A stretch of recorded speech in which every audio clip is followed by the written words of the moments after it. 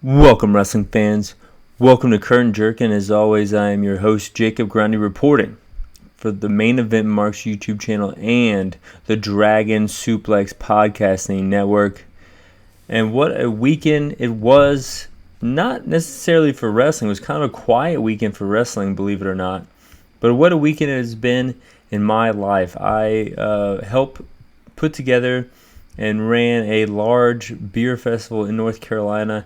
It was a German-themed beer festival, kind of like Oktoberfest, but in the spring, a Springtoberfest, if you will, to launch this new beer that we have at the brewery I work at. It was a good time, 14-hour day, lots of drunk people, lots of Austrian people, lots of German people, lots of people from the great state of North Carolina. Just all having a good time, enjoying some German music and some food trucks. Good time to be had if you were attending the event. A lot of work if you were putting it together and cleaning up afterwards.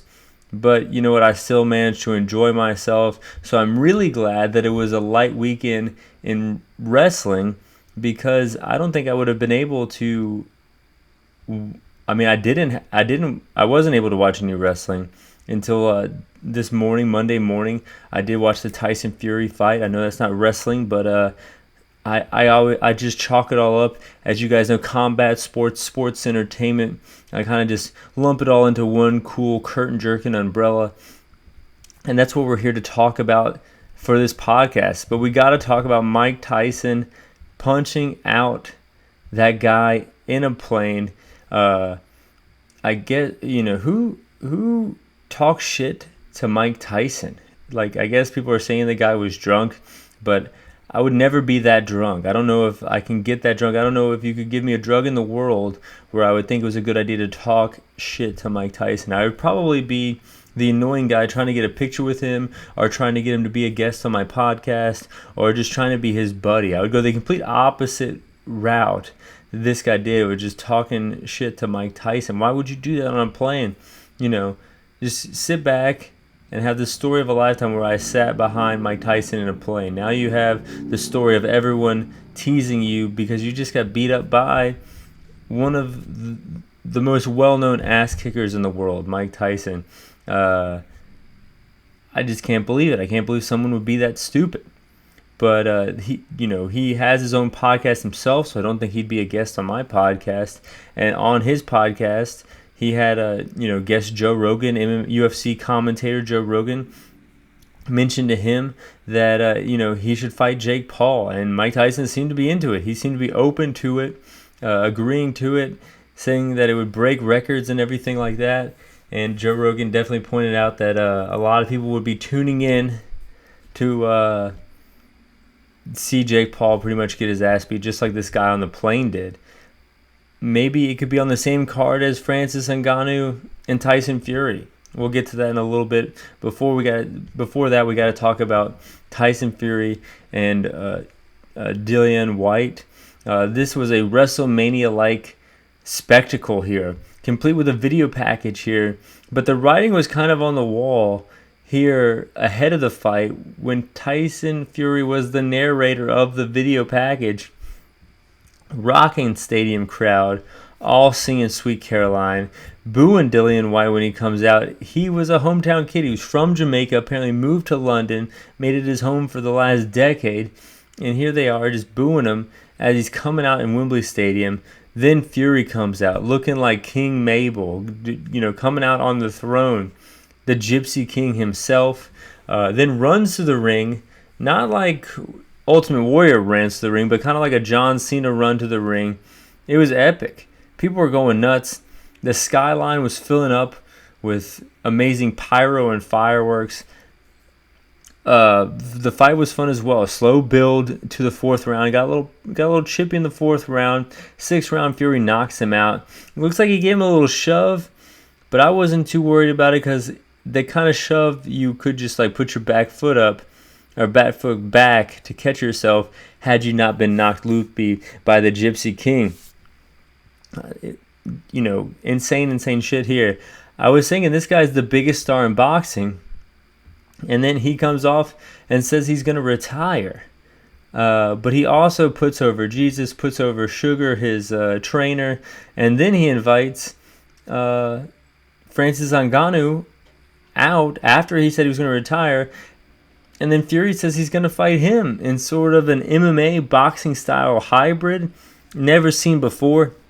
They even kind of make reference to the Mayweather versus McGregor fight, saying that this is not like 180-pound guys. These are two heavyweights. And Ngannou says that we're going to find out who the baddest motherfucker is. And the guy from ESPN did not like that, but I like that a lot. I thought that was hilarious for him to say. I'm surprised that Tyson Fury hasn't done more with the WWE here. I mean, he's a giant star. He can sell out a stadium by himself. Bring him in. Bring him in. He has a lot of cachet. I know you brought him in Saudi Arabia, but do a little more here. I think you can kind of teach him how to wrestle. He seems to a lot like Ronda Rousey or Brock Lesnar. It seems like his combat sports drying up, but he still has a lot of sports entertainment in him that I think the WWE could utilize. We will be following this Ngannou Fury madness on this podcast, so stay tuned. But this does show that the boxing world is kind of taking another step into sports entertainment. I mean, you got Jake Paul, you got Floyd Mayweather fighting on a helipad, and you have the idea of this fight here, the Ngannou Fury fight. I am a huge fan of this Renaissance era of boxing here, where it's just way more entertainment than it is sport. I mean, people really didn't take boxing too seriously. They thought it was all mobbed up anyways, so just sprinkle a little entertainment to it. People don't care if it's mobbed up if they're very entertained. I mean, people might be losing money, but that's all part of the spectacle there anyway. So I'm a huge fan of Jake Paul, huge fan of this era of boxing, but I'm also a huge fan of wrestling of all kinds. And unlike last weekend, this weekend we have a lot of big fucking cards. We have a Noah card that we're going to review, but we also have TripleMania and New Japan Dontaku. We're going to be running down both those cards right now. Not the Noah card, but the AAA and New Japan card. This card looks insane here right off the bat. Ultimo Dragon versus Pentagon Jr. Insane. Yeah, I'm going to say it again. Ultimo Dragon versus Pentagon Jr. A clash of eras here. Two smaller guys, two really cool guys with really cool masks. So I think I don't know. I think the Ultimo Dragon's going to put over Pentagon Jr. here. And then we have Ty Conti and Sammy Guevara versus Sexy Star and Octagon Jr. versus Maravilla and Latigo. Hopefully I'm saying those correctly. I don't think I said that last one correctly at all. But, I mean, I think Sammy Guevara and Ty Conti are going to be huge stars here. But they're newcomers to AAA. Sexy Star and Octagon Jr. I'm going there because I know Sexy Star is a big star in Mexico, so I'm gonna give her the win here. But I do think Ty Conti and Sammy Guevara might do something during the match that gets them a little heat that furthers the storyline on. And then you got LA Park, fresh out of getting kicked out of MLW for kind of shooting on Jacob Fatu versus Volano 4. I think this matchup probably happened once or twice on WCW, and here it is happening in Monterrey, Mexico with TripleMania. Then we have El Sorpresas and Laredo Kid versus Johnny Superstar. I think that's John Morrison and Black Taurus. Dragon Lee and Duristico. I think that's Mystico. That would be Dragon Lee's brother, so I'm assuming that's him.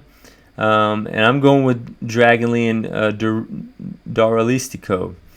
I love Dragon Lee, so that's why I'm picking him. It's just more of my heart and not my head with that decision. Blue Demon Jr. versus Rayo de Yali Lasco Jr. I know Blue Demon Jr. I thought he got canceled by Disney. He was about to have a Disney show, and then some shit came out. Hopefully that's cleared up because I'm going with Blue Demon Jr. there. Pagano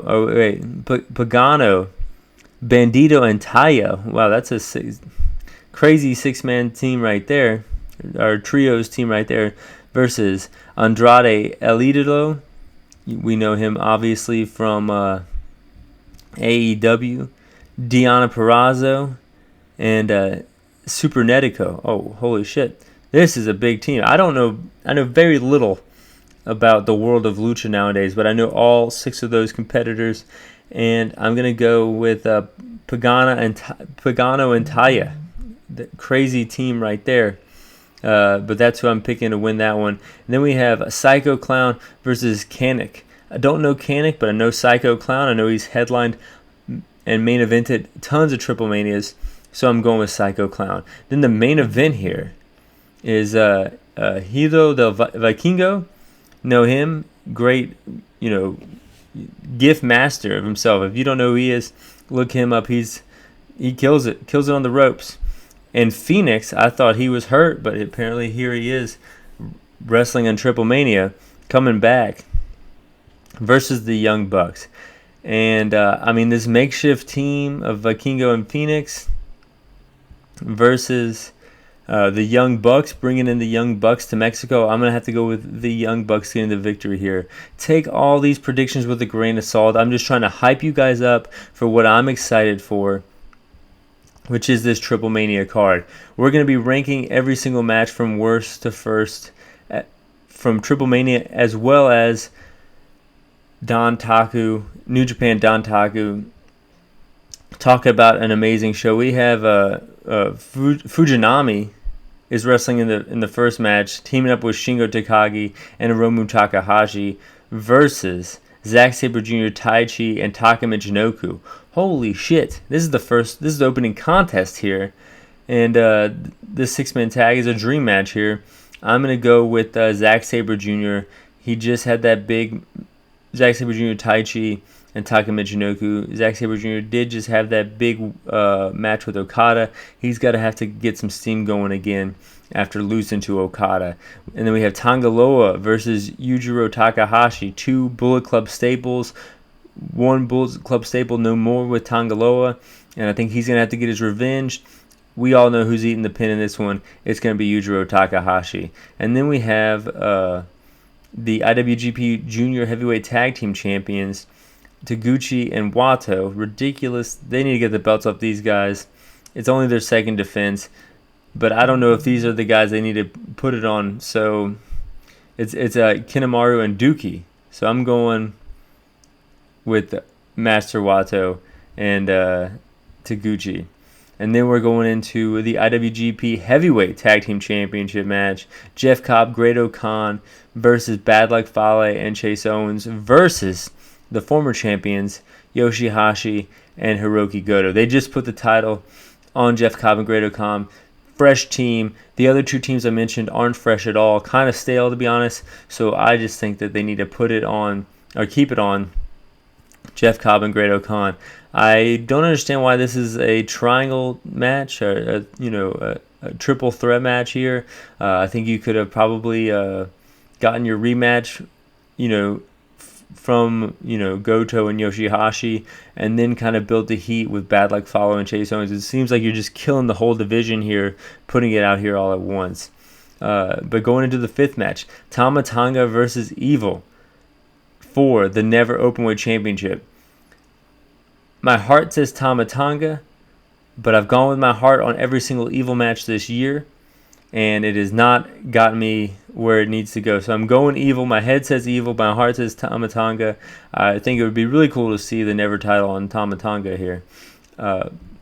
Moving along, though. The IWGP Junior Heavyweight Championship, El Desperado versus Taiji Ishimori. You do not need to take this damn title off of El Desperado. El Desperado needs to bring this title into the G1 this year, is what I think. And I think El Desperado gets the victory going into Best of Super Juniors tournament. Then you have Hiroshi Tanahashi, getting all choked up here, versus Will Ospreay. This is for the vacant IWGP United States Championship. I think you need to put it on Will Ospreay. I think Tanahashi's already had this title. Tanahashi doesn't need this title, or a title around the waist of Will Ospreay leading the new faction, especially if you're going to be bringing him over to America for the AEW New Japan show. It's going to make him look really strong. I think he can get some heat in America, not being American, but holding this title. And I think he can get heat in Japan by beating Tanahashi, and heat is what you need to put on Will Ospreay right now, because he is definitely top 3 guys in this company right now. So Will Ospreay. And then we have the match that we're all waiting for, or I'm waiting for at least. I can't maybe speak for my audience right now, but I'm fucking stoked for Okada versus Naito.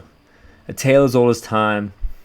And I think Okada wins. I don't see Naito beating Okada here. Death taxes, and Okada beats Naito. Seems to be how it goes. I remember when Naito and Okada wrestled at Wrestle Kingdom, I forget, 13, 14, something like that, maybe 11. I'm not even sure anymore. But everyone I worked with was big Naito fans cheering for LIJ. They said it was Naito's year, and I would stick with my man Okada, and Okada won. And it was so good coming into work the next day, asking everyone if they saw it. They reluctantly said they saw it, and that feeling that I had just warms my heart to this day, even thinking about it, telling you guys about it right now. So to relive that feeling would be amazing, even if it would just be me sitting, watching it on my laptop with, no one at my current job even probably knowing that New Japan even exists. But that's what wrestling does. It makes memories. It creates memories. Hopefully this weekend with TripleMania and New Japan Dontaku, we get some more memories created from those 2 shows. But what's created a lot of memories here, especially in America, is AEW. I know I did not give you my AEW report over the weekend. I was busy, but here we're going to do it now. I wanted to talk about Jack Evans' contract in AEW is up. He's not being re-signed. Seen it coming from a mile away, but it's still a bummer for a journeyman like this to kind of end his American TV run. AEW is known for having a lot of smaller guys on their roster. Matt Sydal, Darby Allin, and before any of those guys, there was Jack Evans in ROH. I mean, he was killing it, 20 years ago. So I can't believe they didn't just keep him signed as kind of like a Legends contract guy. Maybe just kind of how Serena Deeb is in the women's division. You can have him kind of wrestling these smaller guys on Dark and stuff. But they let him go. He must have said something silly in the back. And now I can see him popping up in AAA. But I can also see him having a good run in the Indies. I mean, GCW could bring him in. Even NWA or an Impact could bring him in. That's just me brainstorming, me fantasy booking. I mean, Matt Cardona showed us that you can kind of, if you're good on the mic, which Jack Evans has come to be over the years, you can really get over in multiple different audiences across America in the Indies. So I can see Jack Evans having a good indie run, or I can see him just going to Mexico, or I can see him retiring. I mean, like I said, he's been around for like 20 years now. But with AEW comes AEW Rampage and Dynamite, and I'm going to give you my thoughts on Rampage and Dynamite, and then I'm going to be breaking down every single match from this week from worst to first. Dynamite, the coolest shot I've ever seen on AEW television, when Punk was coming up the ramp and then Hangman's music hits, he turns around and Hangman just comes out. They didn't even have to say anything. They'll save the promo battle for a few weeks from now. This was so good. Hangman just walks down there and stares at him. The most important world title run in AEW history. The one guy who doesn't have that ex-WWE guy stink on him, who's held the AEW Heavyweight Championship, is Hangman Page. But I gotta say, this title run has gotten a little stale. It started out hot with him beating Omega, and then those 2 matches with Danielson. But Archer might not have been the correct opponent to go to right after the Danielson thing. And then these Adam Cole matches have been kind of a dud, I'm not going to lie. The Super Elite wearing all black, I don't know, I don't get it. I think Adam Cole, like I was kind of saying a few seconds ago, his run has not been really anything of note in AEW. He got outshined the day he came out when Danielson debuted right after him. They teased this United Undisputed Era versus Elite thing, but then they didn't pull the trigger on it. I guess Kenny Omega didn't want to come out. Then you kind of have two lackluster matches with Hangman Page, and I'm not really too excited to see Adam Cole. I mean, it's fun to say boom with everybody. It's fun to say Adam Cole, baby, but hate to say this guy is supposed to be a workhorse and he seems to be all entrance. I want to see more from this guy. I mean, he killed it in NXT, he killed it in Ring of Honor before that. But right now it doesn't seem like his AEW run is anything of note. And he's gotten a lot of TV time when a lot of guys aren't getting that much TV time. So I hope to see different things from him. Tony Khan, though, officially announces the Super Show between New Japan and AEW. We talked about this last podcast, but I hope it's not a Noah versus New Japan dud of a show like they did for Wrestle Kingdom Night 3. And then I remember Ring of Honor and New Japan a few years ago at MSG, and New Japan guys were way more over than Ring of Honor guys. I think that's going to be the exact opposite here in Chicago on June 26th. I think the AEW guys are going to be way more over than the New Japan guys, and I don't know how they're going to be able to change that. I do think that Danielson and Naito are going to be on opposite matches or not wrestling each other. They always seem to not mind taking the L, and I think that there's going to be a lot of politics at play with who's going to lose and who's not. So I can see Danielson and Naito picking up losses on this Super Show, unless they're just some throwaway matches just to get these guys on the show.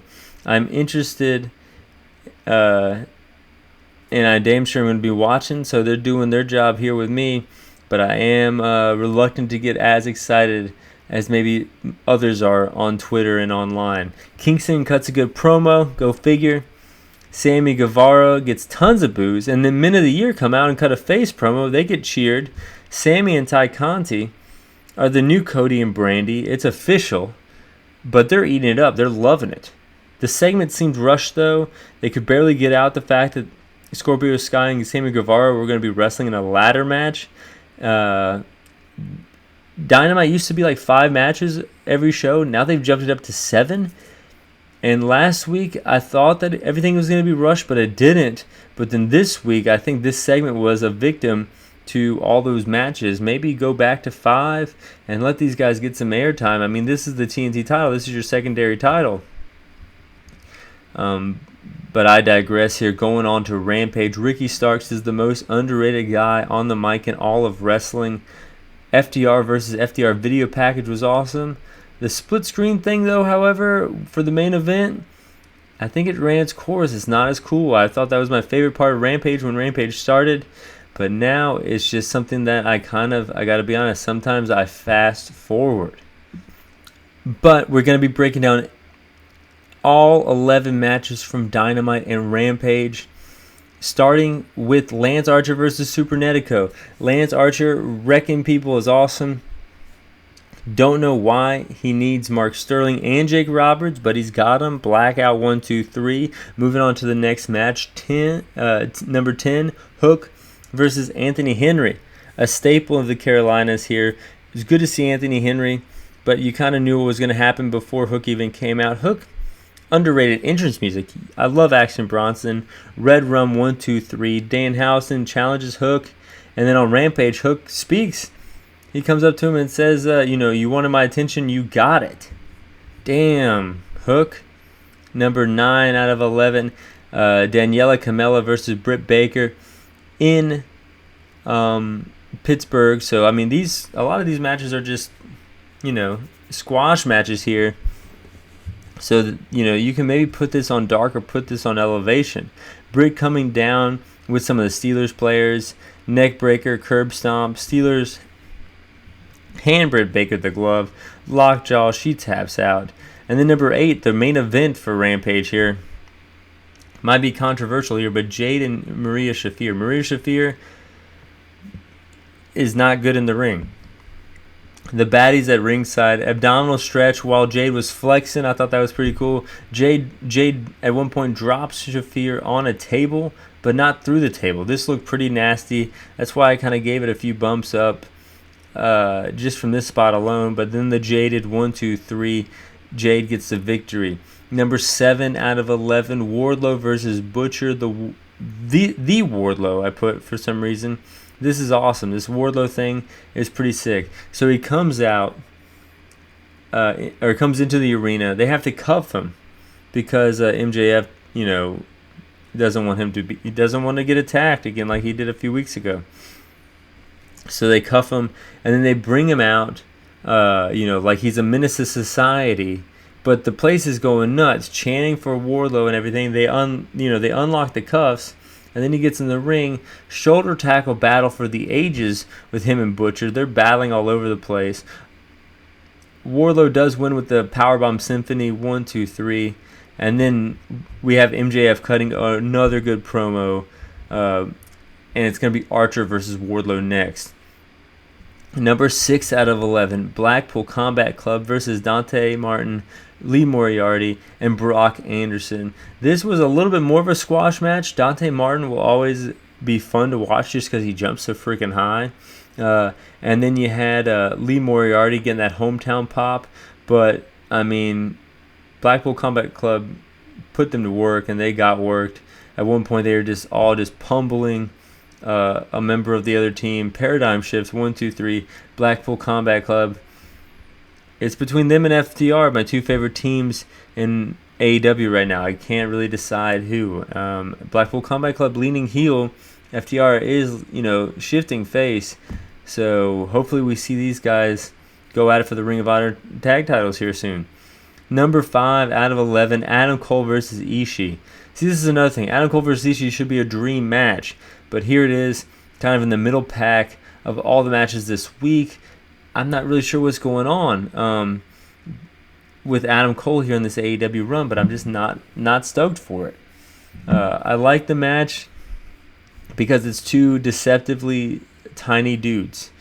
Ishii drops Cole, stays in control, but can't put Cole away. Cole ducks the sliding lariat, but then eats the second one, gets dropped again. Then Switchblade comes out and just distracts Ishii, and the ref, and then a low blow from Cole. 1, 2, 3. Very lame WWE ending to an AEW New Japan match. I hope this is not what we get on June 26th. I'll just say it that much.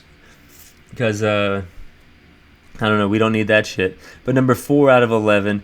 This was a solid match, but I'm surprised they beat Jungle Boy here. Jungle Boy versus Kylo Reilly. I think that's, bad to do to your tag champion. It wasn't like a single star beat a tag team guy. It was another tag team guy. So I don't know why they didn't just have someone else other than Jungle Boy take the L to Kyle in the first round of this tournament. Number 3 out of 11, Kingston versus Garcia. Garcia biting Kingston. Kingston biting Garcia. Kingston just bitch slaps Garcia to try to get out of the arm lock, but Garcia locks it in and just falls back, hurting the armpit of Kingston. Spinning back fist throw, 1, 2, 3. Kingston gets the victory. Threatens that he's going to whip Garcia with the belt that he took out. But then he says, no, I'm going to save that for Jericho. This feud is quietly brilliant. It's building. It already had a great match in it. And everyone is great. Everyone can cut a good promo. Every member of each faction involved in this are great on the mic and in the ring. I'm surprised this isn't just taking up all the TV time. I would love to just watch a Rampage one time when it was just a 6-man elimination tag between the Jericho Appreciation Society and Kingston and Pride and Powerful or something like that.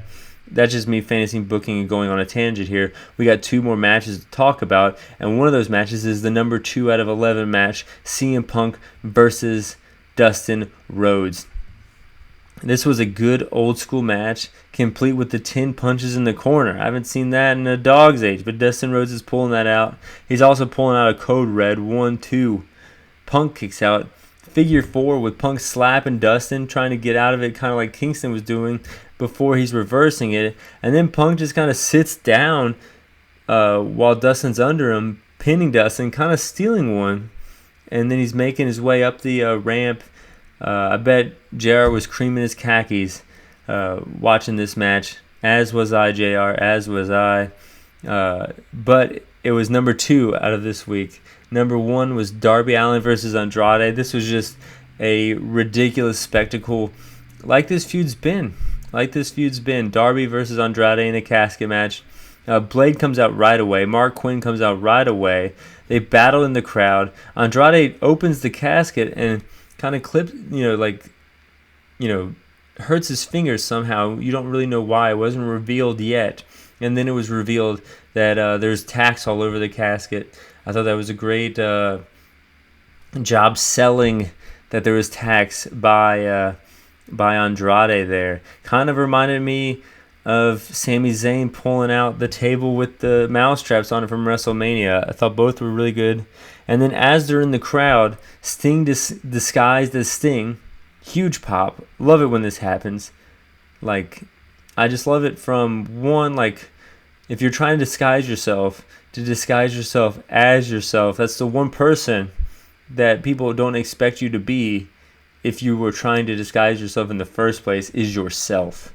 Second of all, it's good from a marketing standpoint because then, kids or big kids like myself are going to buy the Sting mask and be like, oh shit, I wonder how many people think I'm Sting right now, disguised as Sting. But no, I'm Jacob Grondy disguised as Sting.